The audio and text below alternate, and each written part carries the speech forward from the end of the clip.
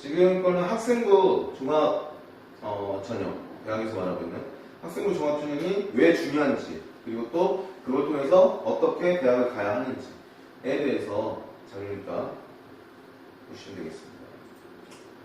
자, 그래서 학생부 종합 전형이 이해 첫 번째. 아까 두 번째는 이제 학생 구조 이해가 되겠죠. 그렇죠? 그래서 첫 번째 학생부 종합 전형의 이해 파트입니다.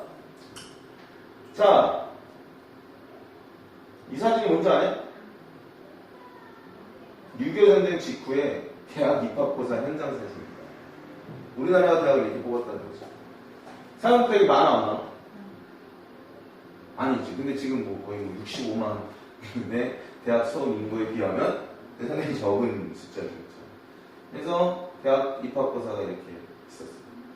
근데 지금은 어떻게 돼 있죠? 이렇게 시험으로 봐서 대학을 가는 비중이 높아지고 있어, 낮아지고 있어? 낮아지고 있죠. 활동 중심의 수업을 해야 된다. 지금 과거에는 한 학교에서 지금 하고 있는 어떤 활동에 대해서 지금 이렇게 나와 있는데, 이것도 이 활동을 다 한다고 해가지고 이 활동을 다 한다고 해서 좋은 건 아니죠. 왜? 보면은 이 아이들은 지금 활동하고 지금 뒤에 있는 잘린 아이들도 있을 거 아니에요, 그치? 잘린 아이들 활동 안 하는 거죠. 그럼 같은 활동 수업을 하고 있지만 선생님이 이 활동에 대한 평가가 제대로 나올까 안 나올까? 안 나오죠, 당연히. 그러니까 뭘 해야 되는 거야? 되게 적극적이고 능동적인 뭘 해야 되는 거지? 활동을 해야 되는 거죠. 그쵸? 자, 그러면 한번 여기 볼게요. 2013년도에 수능 자연계열 한 만점. 유일한 만점입니다. 목포의 홍일 고등학교 출신의 전 땡땡땡입니다. 이 아이의 입시를 봤더니요, 첫 번째 고려대, 서울대에서 탈락하고, 고려대 탈락하고, 삼수대 가가지고 뭐합니까? 연대 세브란스에 드디어 합격합니다. 이게 시사하는 게 뭐냐면, 이제는 수능으로만 해가지고 대학을 간다. 그리고 또 수능으로 해서 1등에서부터 꼴등까지 쭉 세워놨을 때 내가 1등이니까 나는 서울대 간다. 이러한 논리가 깨졌다라는 거야. 얘가 했던 거 보면 3년 동안, 지난 3년 동안 EBS 수능 시리즈, 기출문제, 그리고 3년간에 4시 관리만 했지. 정작 학생부가 확대되고 있는 상황에서 자수와 면접 준비는 하기 없다. 자, 그럼 학생부 종합전형이란 뭐냐라고 했을 때 이렇게 볼 수가 있는 거죠.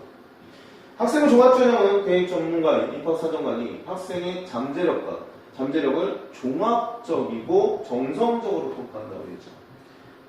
학생부는 평면적으로 평가되는 게 아니라 학생부는 어떻게 평가된다고? 각 구성 요소의 유기적인 연결을 통해서 입체적 평가를 한다고 말씀드렸죠. 이렇게 종합적인 평가. 그래서 자신 학교 인재상과 모의따위 특성에 맞는 신입생을 선발하는 제도가 학생부 종합전형입니다. 학생부 그 종합전형은 특징은 결과 중심에서 과정 중심. 아까 말한 대로 뭐 해야 되는 거죠? 수능 1등이 아니야. 만점이 아니야. 뭐 중요하지. 정시가 아예 없어진 건 아니니까. 근데 더 중요한 건 뭐가 되는 거죠? 그 안에서 해야 되는 활동. 고교 3년간, 중학교 3년간, 상급학교 진학을 하기 위해서 내가 어떤 지적 호기심과 학업적 역량이 뛰어나다는 것을 뭐 해줘야 되는 거야? 말해줘야 돼, 말해줘야 돼. 말해줘야 돼. 어떻게 말해줄까? 활동을 제대로 해서 그 활동의 그 과정과 그 결과를 보고서나 그리고 또 선생님 눈에 평가가 좋게 될 수 있도록 노력을 해주셔야 된다는 거죠. 그래서 정성적 종합평가로 전환하게 되었다. 선생님은 내가 학원에서 이런 강의를 하고 있지만 이렇게 만약에 확실히 이게 정착이 된다면 공교육이 살아날 수 있다는 생각도 합니다. 왜냐하면 지금 보면은 공교육이 이제 선생님이 많이 무너졌다, 교권이 추락했다 이런 것들을 갖고 있는데 이제는 상급학교를 진학하기 위해서 그리고 또 지식을 탐독하기 위해서 뭘 해야 되는 거죠? 그 선생님과 친해질 수밖에 없는 거죠. 그럼 그 선생님이 가지고 있는 영향력은 클까요, 작을까요? 클 수밖에 없는 거죠. 과정을 평가하고 그 부분에 대해서 만들어주는 거예요. 그러면서 교권도 올라갈 수 있고요. 그리고 또 공교육도 정상화될 수 있다는 게 저희 생각입니다. 자, 그리고 대학 특성에 맞는 우수 인재상, 아까도 말씀드렸지만 대학의 인재상과 모집단의 특성에 맞는 것들을 하게 되는 거죠.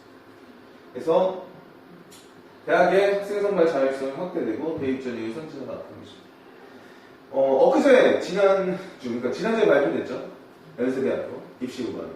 지난주에 발표됐는데 2018학년도 입시후반에 발표됐는데 학생부 종합전형은 50%까지 끌어올린다고 되었죠. 이제는 학생부 종합전형의 대세입니다. 맨 처음에 고려대가 쭉 해갖고 학교 추천 1, 2 전형 해가지고 70%까지 쭉 올린다고 했을 때 연대하고 다른 학교들은 서성한 요 학교들은 그걸 한다고 안 했습니다. 근데 얼마 지나지 않아 연대가 발표하고요. 서강대, 성균관대까지 발표하게 되면서 학생부 종합전형이 강화됐다는 걸 알 수가 있는 거죠.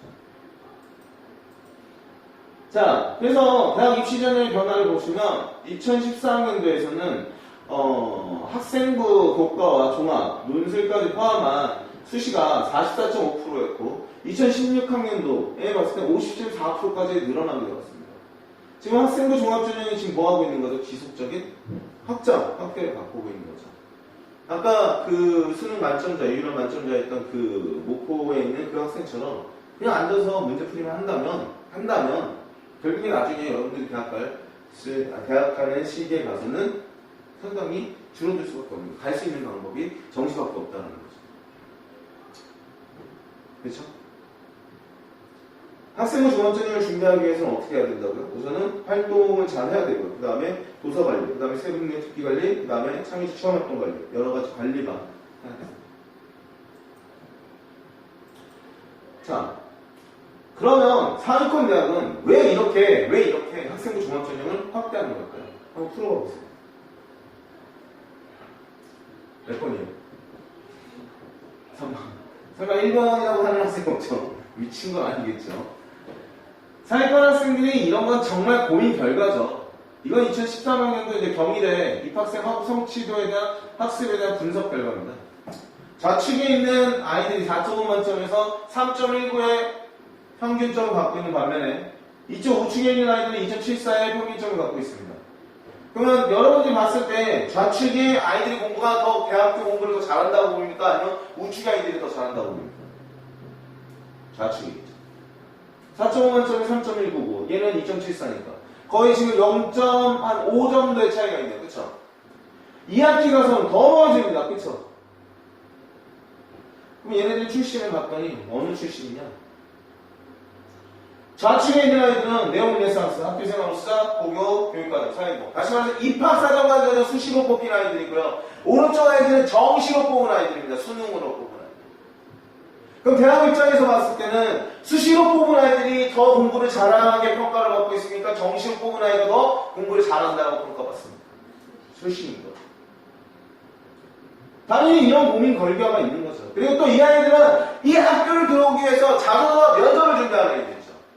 이 아이는 그냥 시험 밑에 갖고 등급 2등급 돼갖고 이 학교 가야 돼. 학교에 대한 충성도나 학교에 대한 성실성은 누가 더 높을까요? 당연히 수시죠. 이 아이들이 2학기 때 점수가 더 떨어지는 이유는 이 아이들 반수해서 다른 대학 가려고 반수하거나 재수를 하죠. 학교에 적응 못합니다. 한 문제 차이로 뭐 위에 있는 이제 성균관대나 이런 데 갈 수 있었는데 한 등급 차이로 이제 밑에 이제 김경희시로 내려왔어요. 자기가 서울에 안 차는 거죠. 그러니까 상위권 대학은 학생부 종합전형을 계속적으로 넓히는 이유는 이런 고민 결과가 충분히 있었기 때문입니다. 그러면 예시를 통해서 알아보겠습니다. 1, 2, 3 케이스의 학생들이 있습니다. 1번 학생, 2번 학생, 3번 학생이 있는데 만약에 여기 구린대 기계공학과에서 좋아하는 학생은 몇 번일까요? 몇 번인 것 같습니까? 물론 1번이라고 말할 수 있겠죠. 점수가 가장 좋으니까. 그렇죠? 그런데 구린대 좋지 않은 대학이죠. 좋지 않은 대학에서 이런 아이가 온다. 그러면은 학교 자체가 의심을 하지 않을까? 이 아이가 왜? 도대체 왜 우리 학교에 올까? 이런 생각하겠죠. 구린대 기계공학과에 좋아하는 학생은 그냥 꾸준히 대학을 다닐 수 있는 학생. 4년간 우리 학교에 계속적으로 다닐 학생을 원하겠죠. 그럼 핵심인 2번. 좋은데 기계공학과에서 좋아하는 학생은 몇 번입니까? 좀 고민되죠. 입학사정관, 학생부 종합전형 출발이 여기입니다. 내신 성적을 봤을 때 내가 선생님이 만약에 입학사정관이라면 아직 면접을 본 거 아니니까 입학사정관이라면 선생님은 2번 학생을 뽑을 것 같습니다. 왜 2번 학생을 뽑냐? 기계공학이잖아요. 기계공학 하면 수학과 물리가 제대로 돼야 되는데 물리2, 그 어려운 물리2를 선택을 해서 2등급을 받았습니다. 보통 학교에서 물리2 선택하는 아이들이 적습니다. 근데 자기의 꿈인 기계공학을 위해서 물리2를 과감히 선택을 했고요. 그리고 그 과감히 선택한 사이에서 2등급까지 맞았습니다. 이건 상당히 뭐한 거죠? 의미가 있고 자기가 하고자 하는 학업적인 열정과 전공에 대한 어떤 적합성이 맞는 활동을 해왔다면 학생이라고 보여지는 거죠. 전체적인 성적은 1번 학생이 좋겠지만 실질적으로 맞는 성적은 2번이 좋은데 기계공학과의 가장 좋은 모델이 되는 거죠. 선생님 점수 높잖아요. 생물 1, 얘도 생물 2 했잖아요. 화학 2 했잖아요. 기계공학에서 생물이 왜 필요하죠? 기계공학에서 화학 뭐 필요할 수 있는데 화학보다는 뭐가 더 필요하죠? 물리가 필요합니다. 자기의 전공에 맞는 것들을 선택을 하고 그걸로 인한 활동한 모습이 여기에서 보여지는 거죠. 그래서 이러한 로직을 잘 생각을 해주시면 됩니다.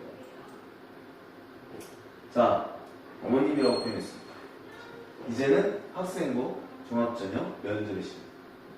절대평가제로 바뀐 2015학년 입시 전국 자사고 모임에서 서류평가 점수화를 교육부에 건의했다. 이게 아까 말씀드린 서류에서 우리가 내고 있는 학생부 자기소개서 부분에 대한 평가입니다. 다시 말해서 자기소개서에 대한 평가는 하고 있는데 뭘 안 하고 있었다는 거죠? 학생부에 대한 평가를 건의했다는 거죠. 학생부에 대해서 정량적으로 정성적으로 보조 자료, 다시 말해 참고 자료가 아닌 실질적으로 입시에 반영시킬 수 있는 점수를 해달라고. 그래서 보시면은 서울의 모든 외고, 부산 등 대도시 외고나 자사고에서 그리고 또 대학에서 면접의 중요성을 강조하고 있고요. 그리고 또 엊그제 나온 기사에 또 봐보면은 이제는 대학도 면접의 시대, 심화 면접의 시대라고 얘기합니다. 우리가 알고 있는 외대부고 공통면접을 실시하죠. 그쵸? 공통면접. 그리고 또 하나고는 아까 면접이라고 해서 꼬리 질문을 계속적으로 합니다. 이건 뭘 물어볼까요? 그 질문을 통해서 학업적인 역량과 지적인 어떠한 그리고 또 그것을 호기심을 펼치는 열정 이런 것들을 얼만큼 했느냐를 평가했을 거예요. 그래서 내신 수능 합격이 아니라 뭐 하게 된다? 면접이 40점까지 있는 구조라는 거. 자기주도 학습 전형은 이렇게 보시면 되죠. 그럼 왜 이렇게 면접 시대가 왔느냐? 왜일까요? 아까도 말씀드렸지만 학생부 종합전형이 지속적인 뭐가 하고 있었죠? 아까 봤듯이 확대가 되고 있기 때문에 이제는 면접을 핵심적으로 준비하셔야 돼요.